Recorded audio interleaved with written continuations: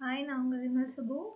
என்னோட விமல்ஸ் பிஹெச்டி சேனலில் பிஹெச்டி ரிலேட்டடாக டாபிக்ஸ்லாம் போட்டுட்ருக்கேன். இன்றைக்கி ஒரு இன்ட்ரெஸ்டிங்கான டாபிக். இது வந்து இப்போ தான் வந்து இந்த மெசேஜ் வந்து பாஸ் ஆகிருக்கு February 11th அன்றைக்கி. என்னென்னா, இதுக்கு முன்னத்த வீடியோவில் யூஜிசி கேர்லெஸ் சேனல்லாம் என்ன, க்ளோன்டு சேனல் அப்படின்லாம் நான் சொல்லியிருப்பேன். ஓகேங்களா? இப்போ வந்து பிஹெச்டி ஒருத்தவங்க பண்ணுறாங்க அப்படின்னா யூஜிசி கேர்லெஸ் சேனலில் வந்து எதுலையாவது பப்ளிஷ் பண்ணியிருந்தாங்கன்னா அந்த பேப்பரை வந்து நம்ம இன்க்ளூட் பண்ணி தீசஸ் பப்ளிஷ் பண்ணலாம். தீசஸ் வந்து நம்ம சப்மிட் பண்ணலாம் யூனிவர்சிட்டியில். ஓகேங்களா? அப்படி இருந்தது.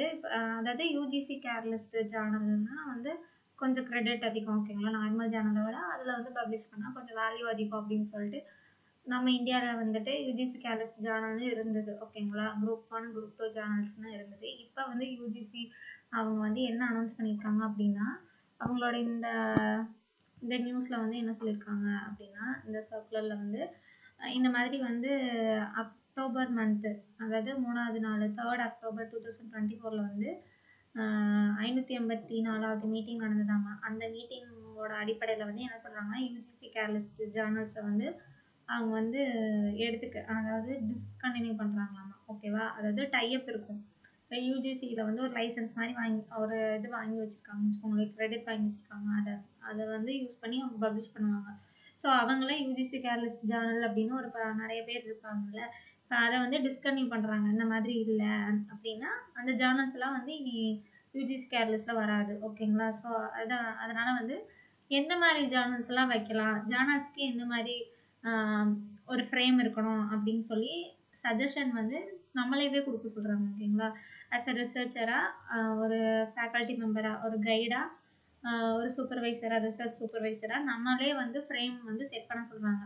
ஒரு யூஜிசி கேர்லிஸ்ட் ஜேர்னலுக்கு வந்து என்ன மாதிரி இருக்கணும், அவங்க எதெல்லாம் வந்து ஃபாலோ பண்ணணும். ஃபார் எக்ஸாம்பிள் பிளகியாரிசம் ரிப்போர்ட் சப்மிட் பண்ணுறதா இருக்கட்டும், அதுக்கப்புறமேட்டுக்கு நிறையா அந்த மாதிரி சப்மிஷனில் வந்துட்டு இந்த மாதிரி கரெக்ஷன் சொல்கிறது, யாரெல்லாம் எடிட்டராக ஃபிக்ஸ் பண்ணலாம், எந்த மாதிரி ஜேர்னலுக்கு கொடுக்கலாம், இந்த மாதிரி ஜேர்னலுக்கு கொடுக்கக்கூடாது அப்படின்னு அந்த மாதிரி வந்து நம்மளையுமே வந்து சஜஷன் கொடுக்க சொல்லியிருக்காங்க. ஓகேங்களா?